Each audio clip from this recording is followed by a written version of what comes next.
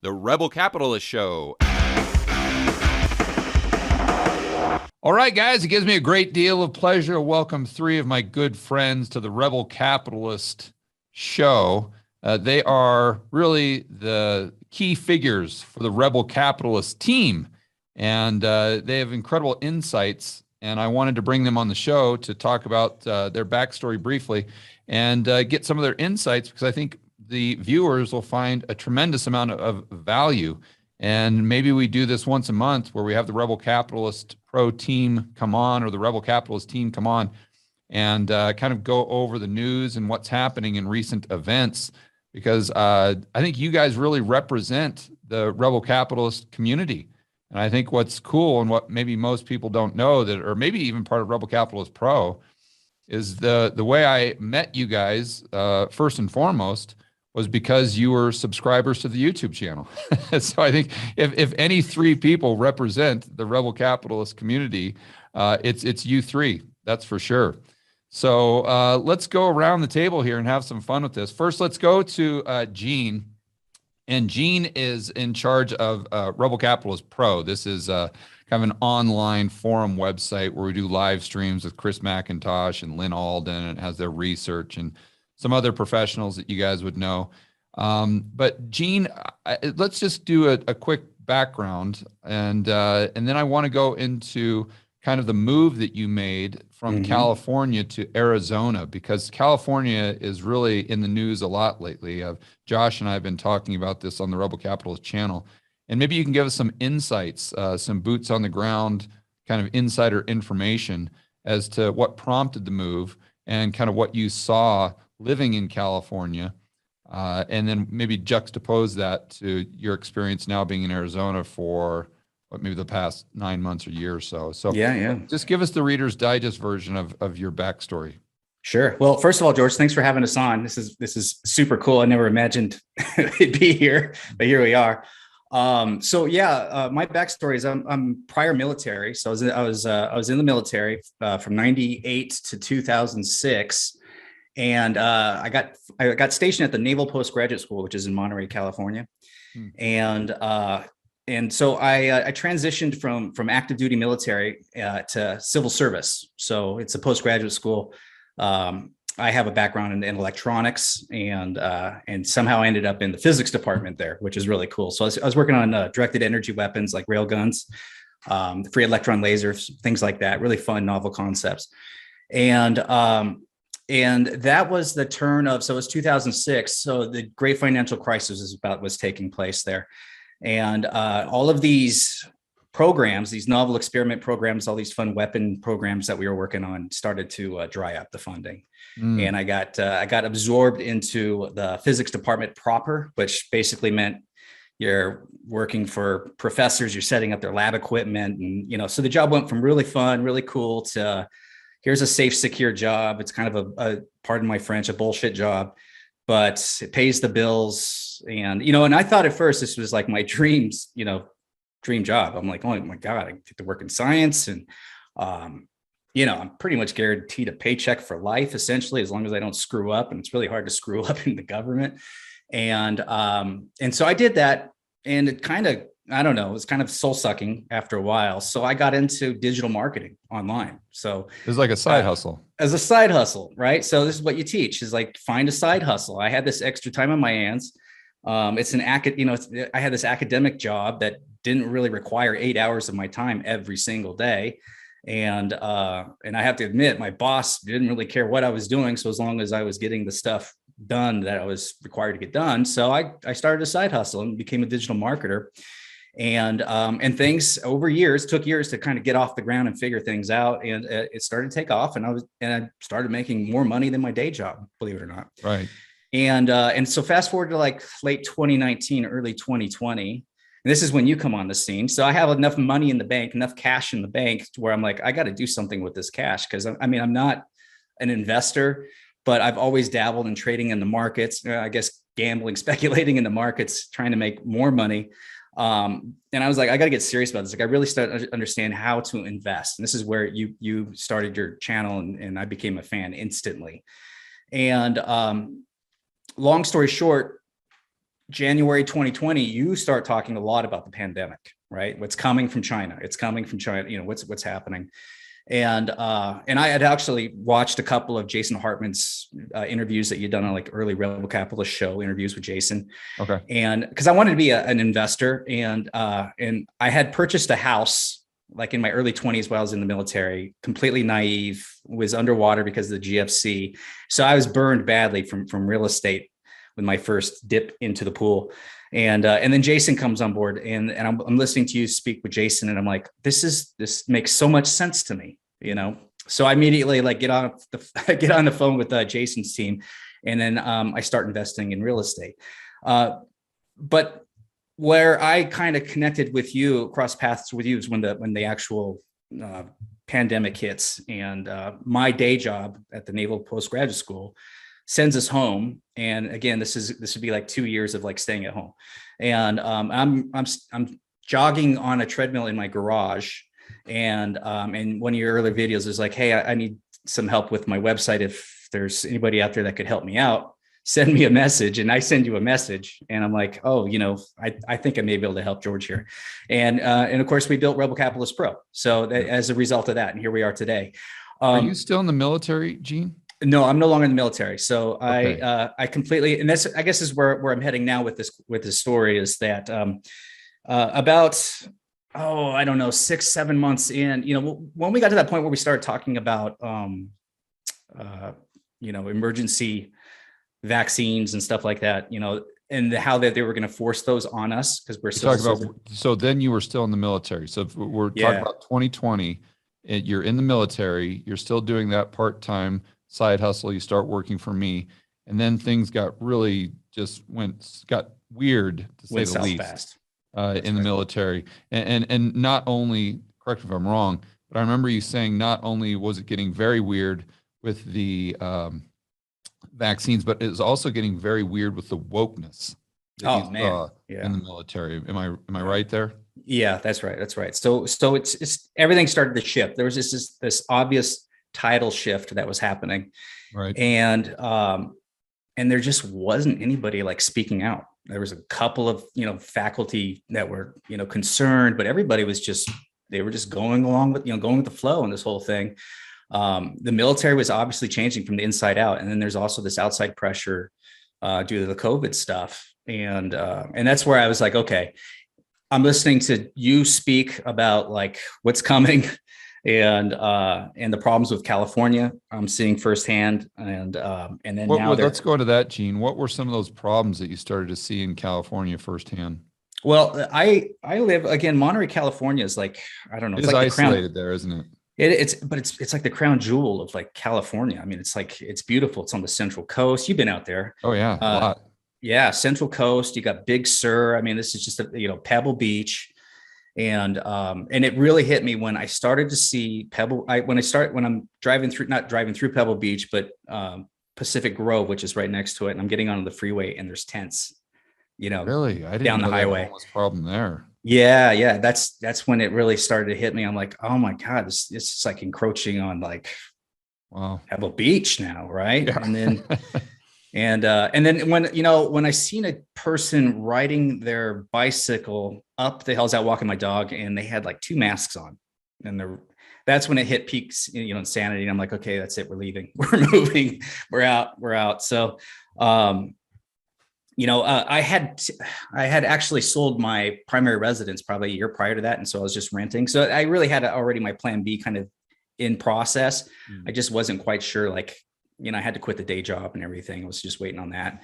And then I knew, Scottsdale seemed to be like a really cool place. You were here, you had lots of friends here, and just seemed like a fun place, an interesting place. And yeah. You got the whole crew here. So I'm like, well, I told my wife, I was like, let's just go to Scottsdale. And like Chris McIntosh would say, he's like, the house is on fire. You got out of the burning house, and you're on the grass in the front yard. You're not exactly sure where you're going next, but now you're safe. Right. So I kind of feel like that's where I'm at right now. I'm not exactly sure what's next, but I'm out of California, and I'm on the grass in the front yard. So I'm sure there's a lot of viewers who are in kind of the states on the West Coast or the East Coast, and kind of thinking about just hitting the eject button, so to speak. Yeah. And maybe Arizona is one of those places they've considered, I'm sure, along with Texas and Florida and whatnot. So how is it there in Scottsdale, and how would you compare it to where you were in California? What are the pros and cons? Yeah, I'd have to say when I got here, it was September of last year. So I've been here a year, and so we were still peak insanity in the world, So Yeah. masks Even and stuff in Arizona. California. Yeah, and To a Arizona lesser was degree, but yeah. much lesser degree. So yeah, coming from this kind of shell shocked, like, I don't know, communist regime, I like to call California, the Socialist Republic of California is what Jason would say. And everything's masked, and everybody's just, the fear is just kind of, it's just permeating through their pores. Everybody's just scared over there. They're shell shocked. Right. And then you come over here to Arizona, you come to Scottsdale, and it's like a mask optional thing. Most people aren't adhering to the masks, and by then there's enough data we've all kind of seen the pandemic for what it is essentially. Whether it's a plan or not is neither here nor there. There was enough data, there's enough, Chris Martinsons in the world that were kind of pointing to the obvious stuff, and you're just like, okay, I don't think I need to be as scared as like they're telling us. And Arizona was adopting that. They were like, listen, you're grown up, you're an adult, to each his own. And I fell in love with that. And that right there was great. One thing I could definitely chime in on too is like how money is spent here. You go to California, again, I was living Pebble Beach, Pacific Grove, Monterey. I mean, this is like the sweet epicenter of California. And, they don't water the grass unless you're on a golf course.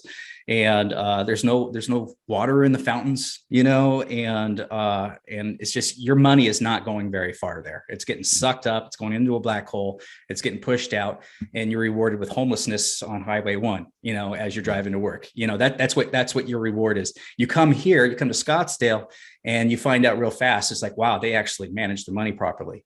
There's grass is everywhere. Parks, there's a million parks here, and there's water in the fountains, and there's, it's like you're walking your dog, and they got one of those little things where you can like pull out a poop bag, and you're like, wow, I never had this before. What, these luxuries are amazing. You're like, I've never experienced anything like that in my adult life.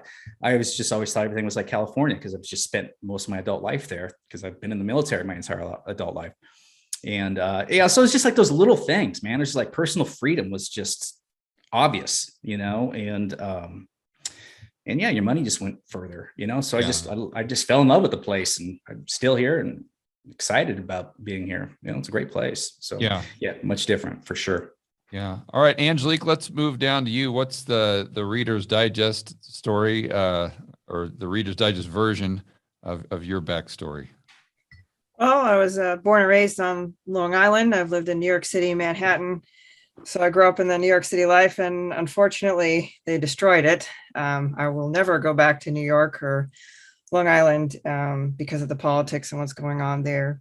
I lived all over the world except for Asia. I lived in Germany on the border of the Netherlands, studied abroad in Poland, lived in Dubai, love Dubai. Then I have about 19 years of college education. I know to some people don't think that's a great idea now. Back then it was. I have a master's degree in business. I have airline and airport concentrations. I was a civil engineer. I designed and planned airports, airspaces. I have wildlife emergency hazard management. I have a degree in Homeland Security Management. I studied Homeland Security pretty intensely. And during the GFC, like Gene, although I was laid off from that job. So I was like, okay, well, what's the stable thing to do? What can I apply for? So I applied for all the 3-letter agencies in the government, and they were on a hiring freeze too. And so I found a job as a deputy sheriff. So I said, okay, well, might as well. What's badass, something I could do badass, help my community.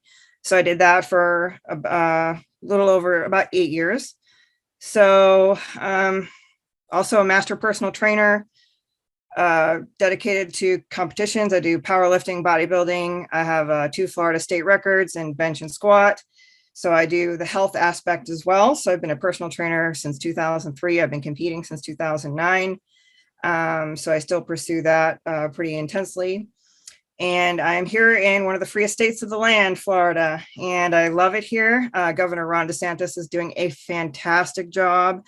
I'm not affiliated with any political party whatsoever, but as far as states in the land and as far as freedom, liberty, and free market capitalism, we have it here in Florida. So this is where I currently am. And I met George through Robert Kiyosaki, introduced him on one of his videos. And I was interested in real estate for a long time, but I never really done anything with it, but I wanted to know what best to do with my money. And I started following Robert Kiyosaki. Then I saw George, and Robert Kiyosaki was like, oh, you got to see this guy. He does these whiteboard videos and he explains things and, that people can understand. And I really started watching the whiteboards. It taught me so many things that I didn't even know about business. I have an MBA, and it was really, really hard. It was not a joke degree by any means. It was like doctoral level stuff. And we didn't talk about the Federal Reserve. We didn't talk about the Eurodollar system. We didn't talk about anything to do with interest rate hikes or anything like that. So I'm very grateful for George for that kind of education. In business, they don't teach you anything about money. No, we learned about, corporate finance, managerial finance, balance sheets. We did not tie it into the macroeconomics of the entire economy. Right. And you learned about macro and micro, but you didn't learn about what did it mean? Like, what did the whole world mean? So it was it's crazy. Like I spent all that money, I'm grateful for that student loan thing, but that's another topic. You spend all that money, you get a business degree, and you don't really know anything about the reality of the business world as far as like what's really going on outside like corporate balance sheets.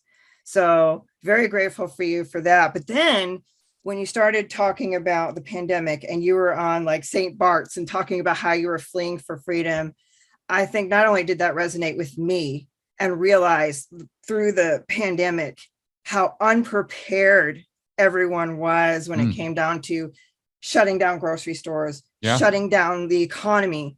And you're like, hey, I have all these resources in the world. And you know how you use your island metaphor? If you have $1 billion on an island, you're still poor. You have nothing. So you're like, I have all these resources. I'm in St. Bart's and I had to take a rescue flight from Colombia to Fort Lauderdale because, I have to, find my freedom. And that resonated with me. And I was like, yes, we need our freedom. And then as a deputy sheriff trying to enforce curfews, that didn't really feel right in my gut either. Like you were talking about with Gene, where the world is going. It was, do I want to, and that wasn't the whole reason why I left the sheriff's office, but do I want to enforce these policies that don't make sense? Do I want to tell people that they have to stay home, that they can't go to work, that they have to, social distance? And I just, it became an ethical decision for you. It was, because not only that, but I felt like we had body cams, and a lot of body cams, they help you because, you're only going to get the citizen's point of view from when they want to show the recording. So it did help from that aspect, but it was like I had less rights than the average citizen because yes, of course, I personally hold myself to a higher standard, but it's like you make one wrong move or you say one wrong thing, or they call it like immunity. So like the immunity for the protection for cops for doing their job. The organizations like BLM were trying to take that away from us. And so like we have a job to do. We risk our lives every single day. Right. And if you make a wrong shoot in the eyes of the public, doesn't matter if it's right or wrong. It's just correct. In the court of public opinion. Yes, the qualified immunity that's given to police officers for doing their job, I felt like it almost no longer existed. Like the agency, they say they will back you up to a certain extent up until it meets that woke point. And then when it meets the woke point, it's like, oh, no, we don't want to have that backlash in the public's eye. And then it was like, they no longer want to represent you or back you up. Then they turn on you. Correct. So what I really want people to understand here is you've got someone that's incredibly qualified, like Angelique, to do her job as far as a police officer and enforce the law and do it in a way that's the way it should be done, And then what you have is, because of the direction we're going here in the political narrative, and what most people don't really understand is that as we move forward, from 3 years, 5 years, 10 years, what you're going to have, if we still even have the same amount of police officers, is you're going to have the quality of police officer deteriorate substantially, for the reasons that you're talking about. Because what you're doing is, it's kind of this, it's kind of this system where the only people that remain in the system are the people that you don't want to be there, right? Yeah. It's the people who are not willing to stand up for their principles. Yeah, you don't want to be afraid to do your job. Yeah, it's the people who are willing to just say, you know what, I'm not even going to try to stand in the way of this person doing a crime because I don't want to risk my job. You don't want that person of being a police officer. You want the person that's going to do what's right, or try to do what's right. And also, I would assume that you want people who can think independently. And again, what we're doing in the United States is we're making sure that those people quit, the people that you want, and then we're making sure that those people don't apply for the positions in the future. And it's very unfortunate. And you see what's happening now in New York. I mean, I haven't been there for a while, but I was just on Twitter this morning seeing a few tweets about, you see one guy with a black Mercedes like bashing into someone else on like one of the main streets in New York, and just run out, and I don't know what they were doing to the other car. And then just no one's doing anything. There's no police, there's no nothing. And it's just like, it's like mob rule type thing. And you see this in Chicago, you see this in New York. And if we continue down this path, you're going to see it more and more. One thing I was going to say about Gene, it is great that you're in Scottsdale, which is so much better than California. But I was in Scottsdale back over 10 years ago, in 2006, 2007, 2008. And it was a lot better back then. Yeah. Scottsdale is what I'm referring to. It's gone downhill. So I know it's a step up from where you were, but it's gone. It was a lot better, right? Yeah. Definitely considered a stepping stone more than anything, Yeah. And then Angelique, I apologize, but I forgot to tell the folks what you do for the Rebel Capitalist team. So you want to go ahead and, I guess I can. What Angelique does is she manages Rebel Capitalist Live for us. And she does a fantastic job, and she's very active in the Rebel Capitalist Pro community. And even on my YouTube videos, I always see her commenting and stuff on Twitter and whatnot. So anyway, okay, so that is Angelique's backstory, and I think it can just be summed up by she had the guts to really make decisions that impacted her life significantly based on principles. And I think that's something we should all strive to do in our own lives, for sure. All right, Josh. So first and foremost, Josh is my research assistant for Rebel Capitalist, the YouTube channel. And then he's just kind of everywhere we go. Josh is there hanging out. Whether it's with our mastermind group or Rebel Capitalist Live, or Josh is always there, just trying to absorb as much information as he possibly can at a very young age, which in and of itself, I've got a lot of respect for, and I think is admirable. And again, something that I think we can all learn from and strive for in our own lives. But Josh, why don't you tell your quick backstory, buddy?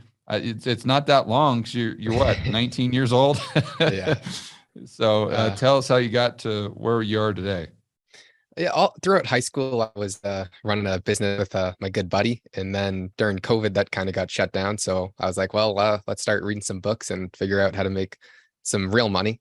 And then you stumble upon Kiyosaki, and then you listen to his podcast. I found George probably from that same interview, Angelique. And then I fell in love with macro. I mean, I throughout my senior year of high school, after I read Atlas Shrugged, I tried to drop out, but I already had enough credits to like pass. So they were like, no, like you just have to I just didn't go to any classes, and I would just kind of study macro the whole time. And I just absolutely loved it. So after I got my Rebel Capitalist tattoo, George was having a birthday party down in Arizona. So I was like, oh, well, I guess I took my first flight down there, but I was pretty nervous to do. And no, time out. You said your first flight, what people might take away as your first flight to Arizona, but I think that was, correct me if I'm wrong. Yeah, that was my first ever flight. Your first time on an airplane. Yeah. And then, so I met you down there, and you're like, oh, well, that's a cool tattoo. So you gave me your email so I could send it to you. And then I went to Rebel Capitalist Live and met some really cool people. And then one of them asked me to go down to Vegas with them, but we were going to be passing through Arizona. So I was like, hey, back up here. Why were you going to Vegas? For Greg Manarino's, whatever he was doing, but I couldn't even get in because I wasn't old enough. Boston, right? Yeah. So you're driving from Boston. No, I was flying to Arizona because the dude I was going with was driving from Houston. So we were just meeting in Arizona, and then I was like, "Hey George, you want to get dinner?" And you were like, "Yeah, sure." So then we kind of talked more then. And I think you emailed my assistant and you said that you're driving through Arizona with your buddy and to Manarino's deal, and you said, can we take you out to dinner and we'll pay for it? We just want to be able to pick your brain and ask you some questions. And I think for the young people watching, if you want to succeed in life, do what Josh is doing or do what Josh did. If you find people that you aspire to be like, or you look at someone's lifestyle, you like a Robert Kiyosaki, and you say, you know what, that's what I want to do. I want to do that with my own life. And I'm not saying reach out to Kiyosaki directly, but you do these things. That's the one thing that's amazing about Josh is, you ever watch the movie Yes Man with Jim Carrey? No. I think that's what it's called. But it was where he had to say yes to everything. I don't know what the hell happened to him, but the premise of the movie is he got hypnotized or something like that, to where he had to say yes to every single question or every single thing that was asked of him. He had to say yes. Like, hey, do you want to just fly to Antarctica tomorrow? And he would have to say yes, and do these things. And his life, as a result, turned out so much better because he just opened up his mind to all of these opportunities. And that's really what Josh reminds me of. Whatever, if macro is involved, or if one of the people that he wants to learn from is involved, it is always yes. Do you want to drive to Tijuana from Boston, to meet or hang out with Doug Casey for 15 minutes? Yes. It's all, and that's got you so much at a very young age.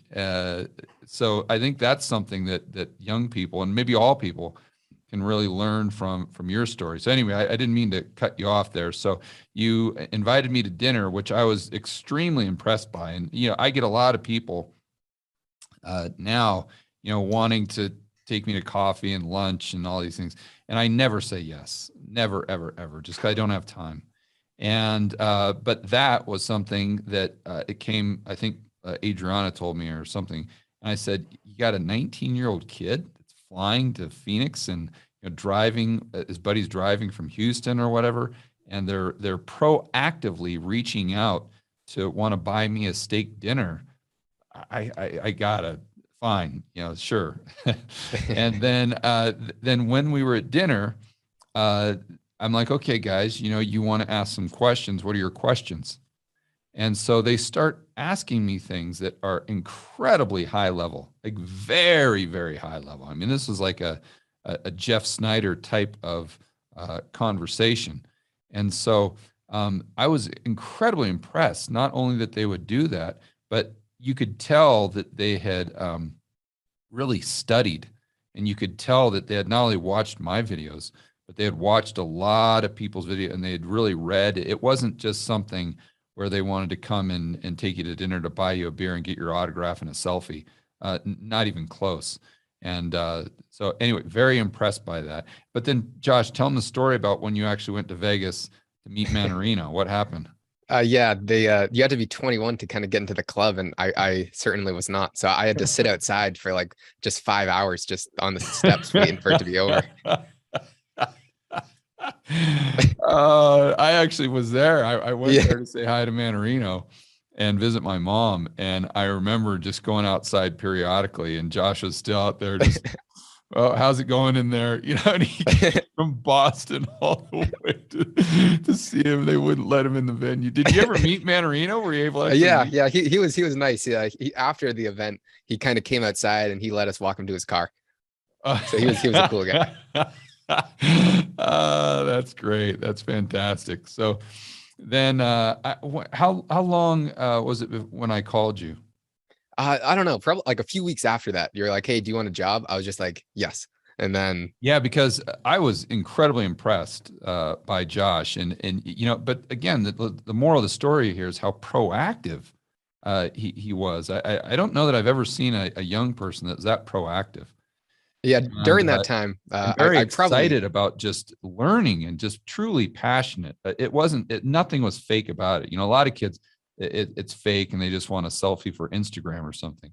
But none of that Josh was truly passionate about the topic. But anyway, what were you saying, Josh? during that time, I was probably listening to like 10 hours of podcast a day. So like any person that was interviewed for any channel, because if there's a macro podcast, I've seen it. I've just watched every single one. So if there was ever anyone getting interviewed, I would just reach out to 100% of the people for every single podcast I ever watched.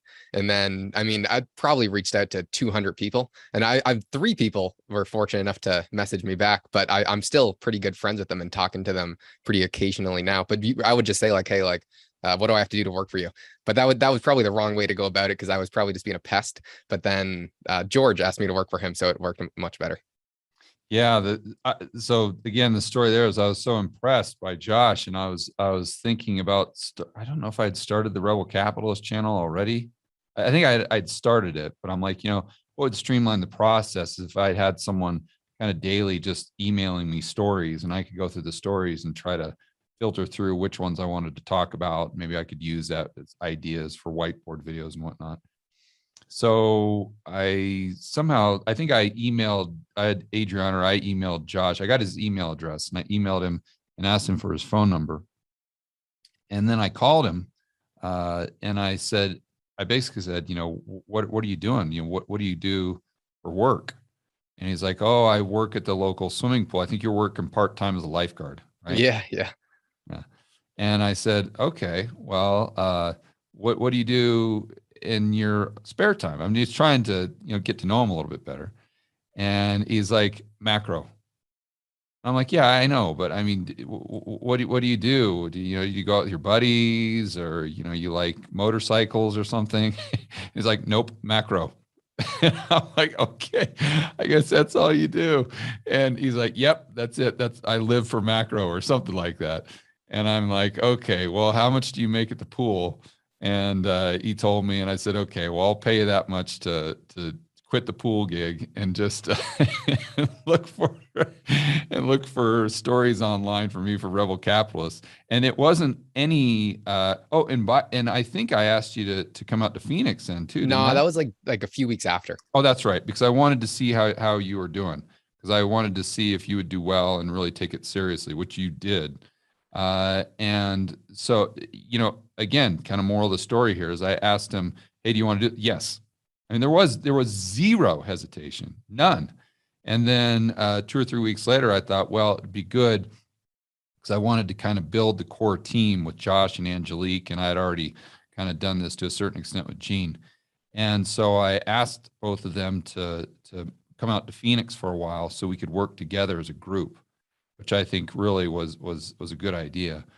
And, Angelique did the same thing. But when I asked Josh, I said, hey, you want to, fly out here and I'll just put you up at a hotel and, we can work together. Yes. When do I fly out? I mean, there was like zero hesitation. And you know what's interesting too, now that I think about this, and that's brought you to where you are today, where I think many people that were interested in macro, your age or any age, would look at what you do and say, "Oh my gosh, that's my dream job." Like that's how do you get to hang out with Kenny and Kiyosaki and Jeff Snyder and Brent Johnson and all these people and the members of the collective and Gene and Angelique and oh my gosh, how do I sign up for that? But the point there is you've gotten there based on persistence and just having an open mind and receptive and just saying yes, like Jim Carrey did. But my point there is Angie and Joaquin are the exact same.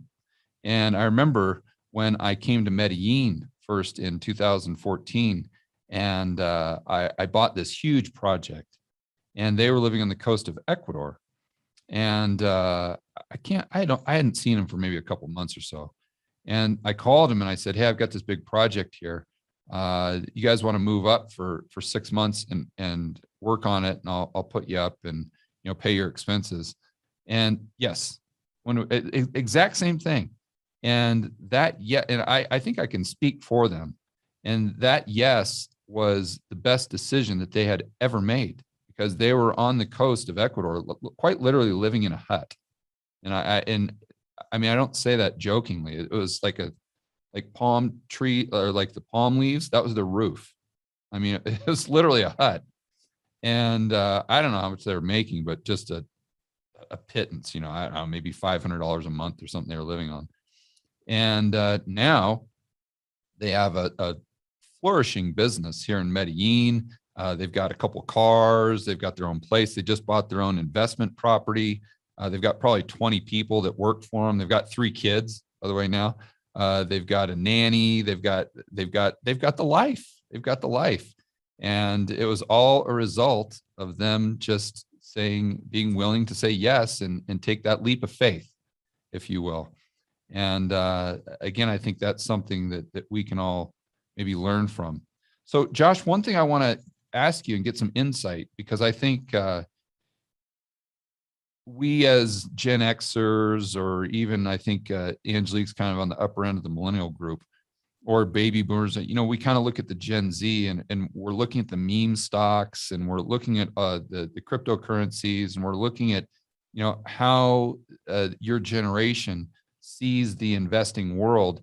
And we're kind of scratching our head trying to make sense of it, right? So not all your buddies, but a lot of your buddies are around your age, in their early 20s, let's say. So how do they look at the investment world? How do they look at the stock market? How do they look at the bond market? Is this something that is on the forefront of their minds, or do they even talk about it, or is it even part of the discussion? Most of my friends are like 50, but I do have like Doug Casey.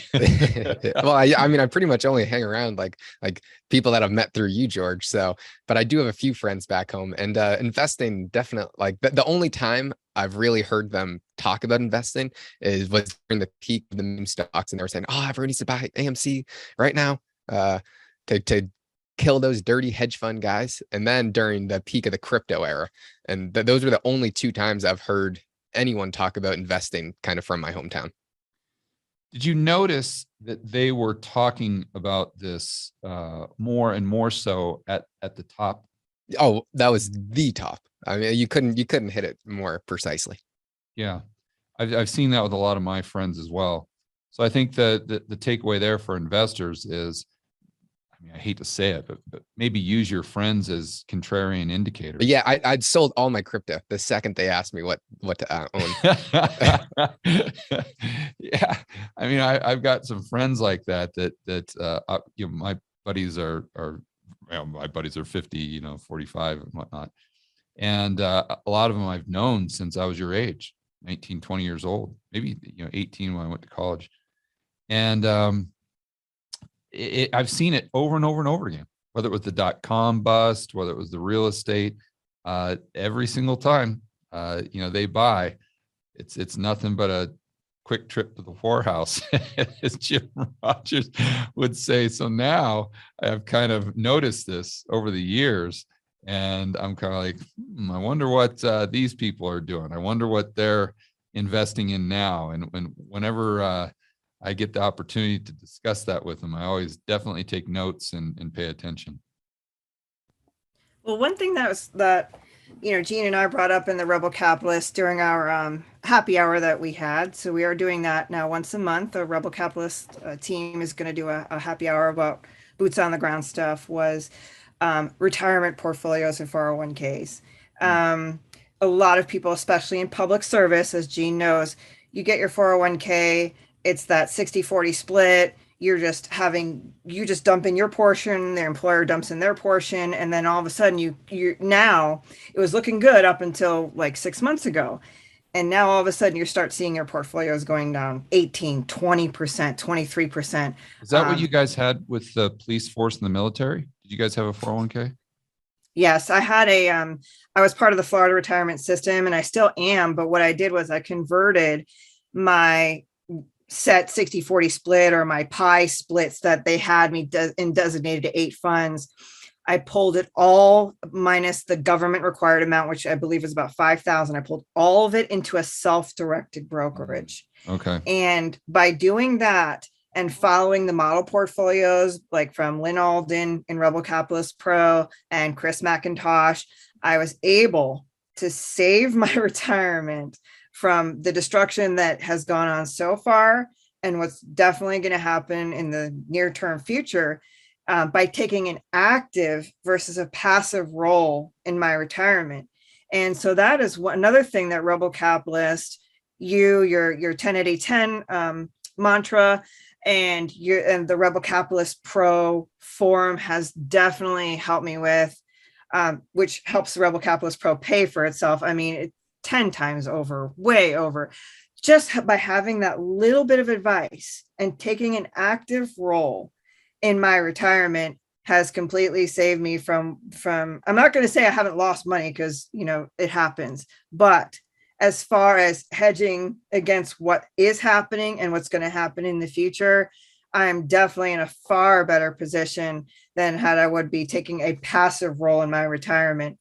And so one little bit of advice, I know, like with, Josh's crowd of just, investing in meme stocks, is to actually take advantage of the advice that is available to you and save yourself. You can be an active participant even in what seems like government regulated programs like the Florida retirement system. So just to be clear, Angelique, you moved that into a self-directed IRA. I know nothing about IRAs. Okay. Absolutely nothing. So is that what you did?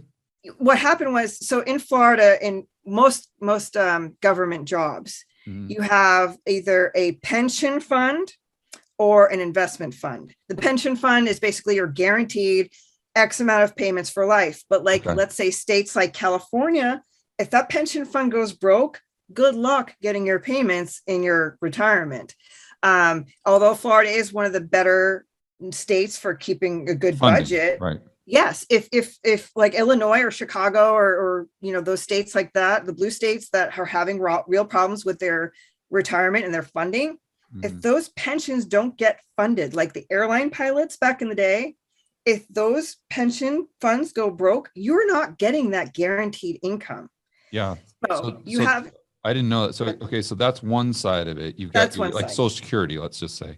And then your other side of it is the investment portion of that pension, which before, back when you were a police officer and before you kind of took more control here, it was just basically, they said, Angelique, here's what we've put in here. Here's what you've contributed.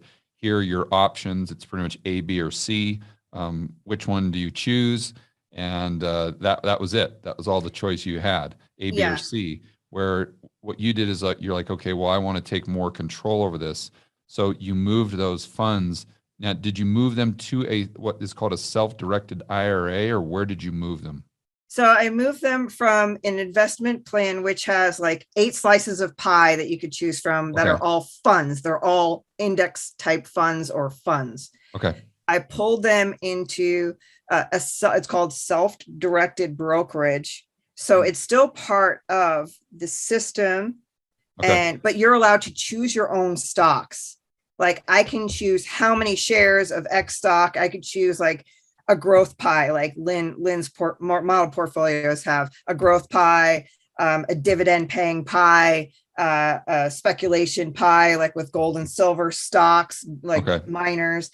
And you could choose what you want to do there. Did you have to pay a penalty for moving? Like, did you get taxed as a result, or is that only if you were to pull out the funds completely? No, the only thing I pay is like a purchase fee. So it's like $8 per stock purchase. I meant to transition from the old. No. Okay. And Gene, did you do the same type of thing, or how were you set up with the military? Yeah, it's the same similar situation. We have something called the thrift savings plan in civil service and the military. And in civil service is just code for I got a government job. That's all that is. And so they give you a handful of basically funds, which are model kind of ETFs for like the S&P 500 and a few others. There's an international fund, and then there's some bonds in there too. And then so you can either choose, the S&P 500 fund, and then maybe dabble a little bit in a bond or something. But it really is structured in a way where it's not going to set you up for success. They tell you there's choice. Yeah. Yeah. It's like you're investing. Choice that you'd give a 3-year-old on what's for dinner tonight.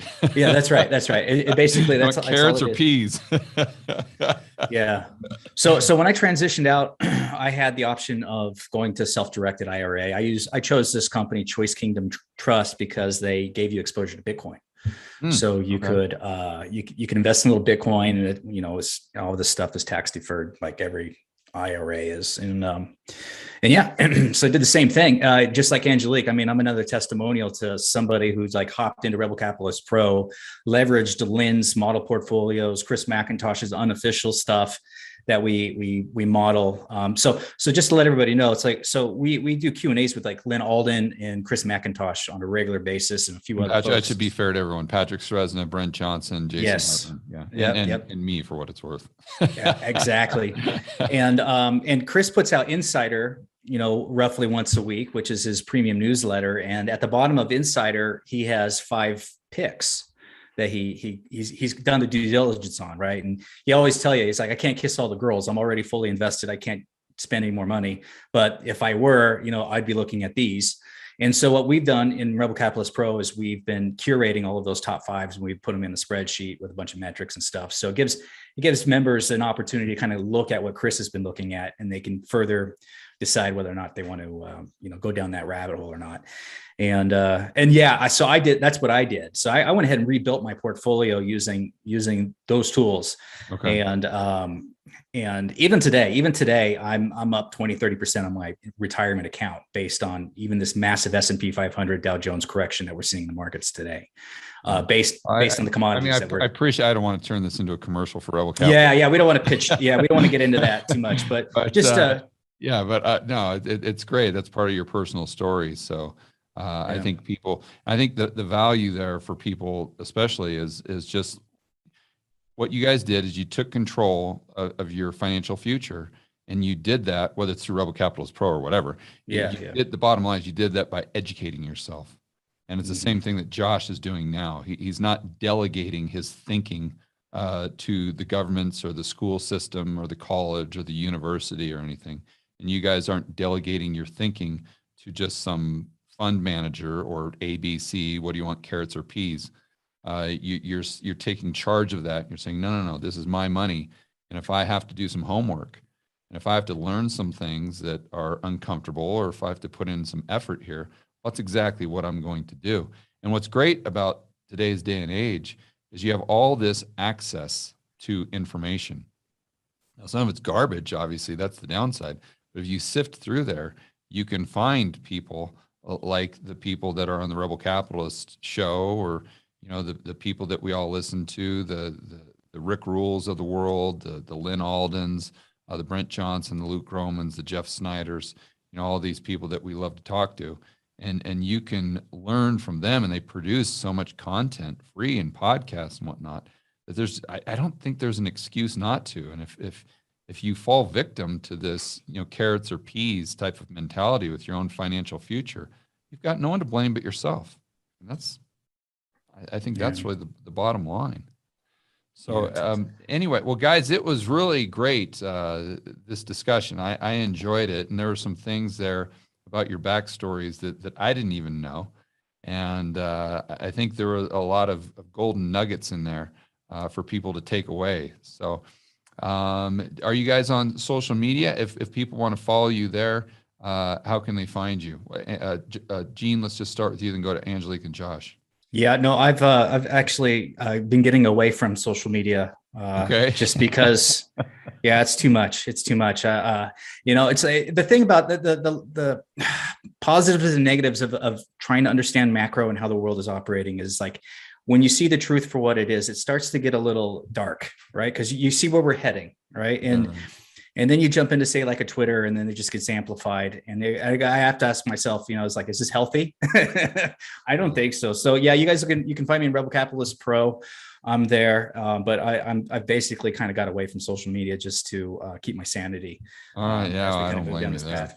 Angelique, what about you? So I actually started a macro and fitness Substack. Cool. So I didn't know that. Yeah, there you go. Pretty good. It's funny. You did a whiteboard on a topic that I did a Substack on the same day, and we were like right in step. So that was pretty cool.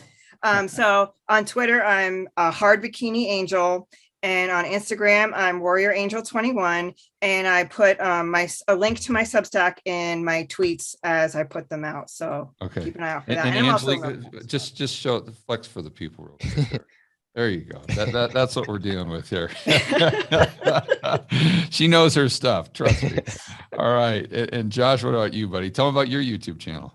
Yeah, I have two. One that I just kind of talk about macro, and then the other more like the social side, because it just drives me crazy going on in this world and not being able to express your feelings. Kind of the same reason why you start yours. It's about the freedom and liberty. Yeah. So that one's confirming your biases. And then I have macro after dark, which I just kind of talk about macro, and both of them I do with my good buddy. With your good buddy, Justin. Yeah. All right, guys. Well, I appreciate your time, and look forward to seeing you guys in Rebel Capitalist Pro, and maybe doing something like this again next month. Cool. Thanks, George. All right, guys. Have a good one. Take care.